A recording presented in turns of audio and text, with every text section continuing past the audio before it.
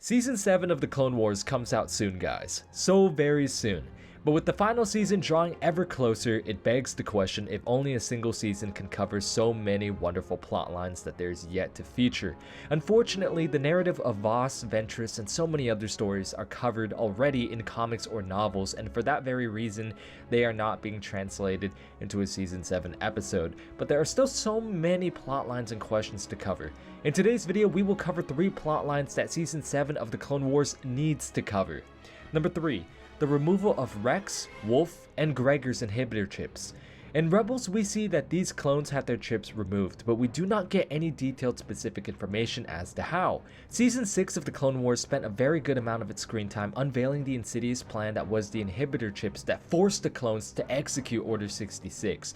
But we don't exactly know how Rex, Wolf, and Gregor removed their chips. The last thing we see is that Fives dies after trying to convince Skywalker and Rex of a plot to destroy the Jedi. So what happens? Rex just suddenly decides to believe Fives randomly out of the blue? Unlikely. My prediction is that it has to do with Maul. In a scene of the Season 7 trailer, we see that Maul is ripping information from the clone Jesse, which most likely allows him to discover the true depth of his master's plan. Maul then tells Ahsoka this information as they fight or at the end of their confrontation, while Order 66 is moments away from being executed, which causes Tano to incapacitate Rex and isolate them in the room that you see right here. After which, they remove the inhibitor chip. How? I have no idea. Maybe they find another droid like AZ-3 that helped Tup and Fives remove their chips, and then they also remove Rex's chips and Wolf and Gregor's, but how they actually get to them is another matter entirely. Gregor's whereabouts at this time is unknown, so it may be easier to intercept him, I guess, if they cross paths. But Wolf is no doubt surrounded by tons of clones under his command, so how they actually get to him and remove his chip will be super just exciting to see. Maybe he removes it before Order 66, but I don't think so, because in this case it contradicts the whole Maul telling Ahsoka theory, as then Rex already knows, which means Ahsoka already knows, which I don't think is possible. Number 2. What happens to Barriss? Barriss Offee is one of the very few Jedi that is actually shown to betray the Republic and Jedi Order in the Clone Wars TV show. Whereas many Jedi actually end up leaving the Order in Legends, nearly forming a schism in the Order, there's only a handful of Jedi that fall to the dark side in the Clone Wars TV show and novels. Once a trusted and seemingly innocent ally of Ahsoka, Barriss falls to the dark side after the prolonged Clone Wars conflict. Eventually, she was brought back into custody by Anakin Skywalker after she bombed the Jedi Temple and framed it on Ahsoka. However, what happens to her after is unknown. When Rebels aired, many speculated that she would have been converted into an Inquisitor, but so far we have no information of that, which is very odd considering that many of the Inquisitors are in fact fallen Jedi now turned Jedi hunters. So what happens to Barriss?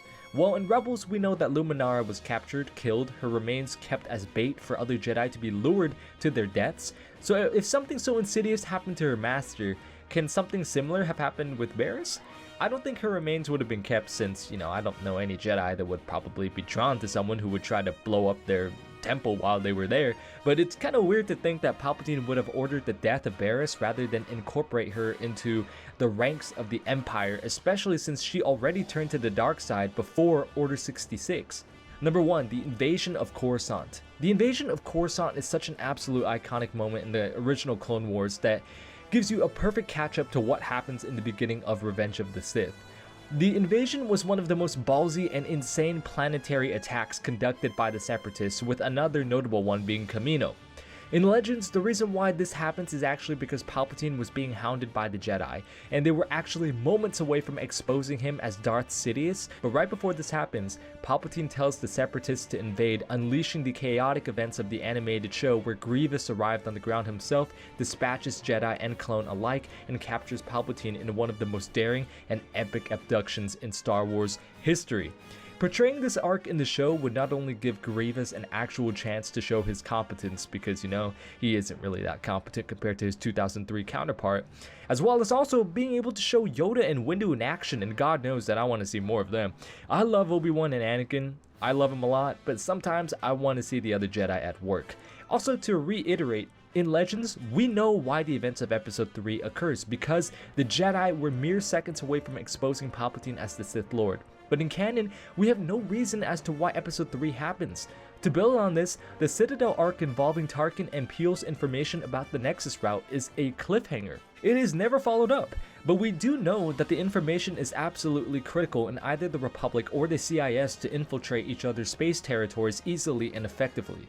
So did Palpatine acquire the other half of the information from the Jedi Council and then pass on this information to Dooku, allowing him and his fleet to land right above Coruscant's atmosphere? And if so, for what purpose? Was he about to be exposed, like in Legends, or was he just getting bored of playing politician?